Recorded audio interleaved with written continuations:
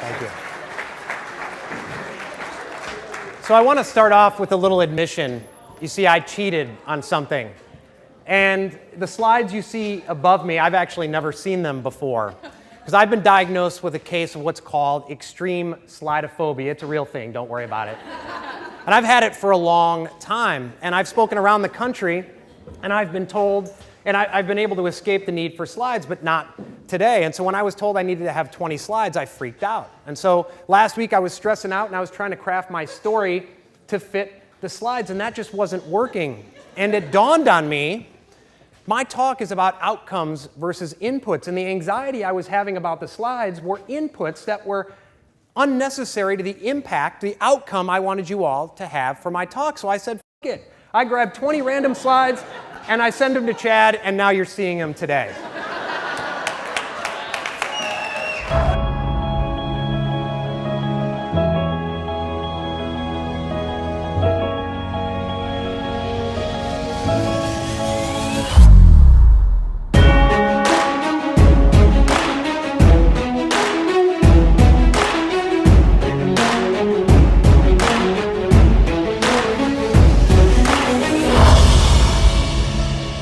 I have built 3 profitable businesses. They've all done 6 figures in year 1, including a 7-figure PR and ad agency.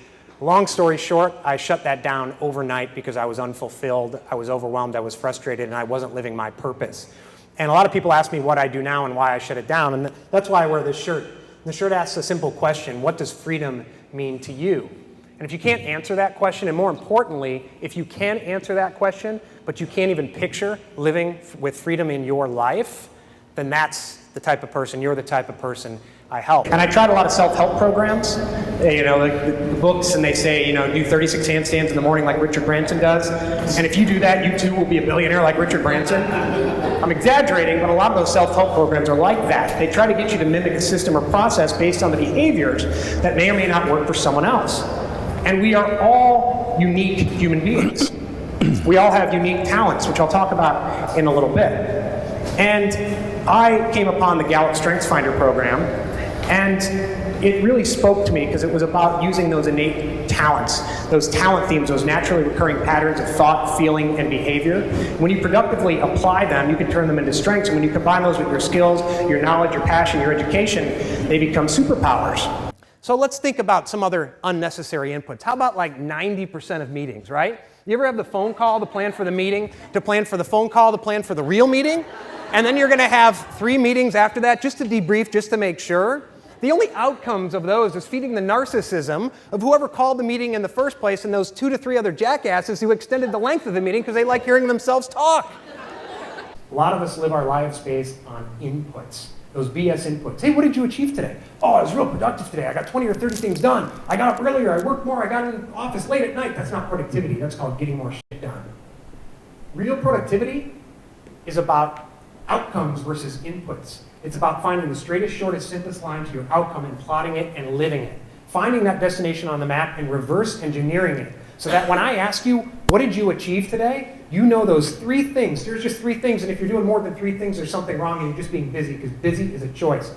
When you're creating content, think about the vision.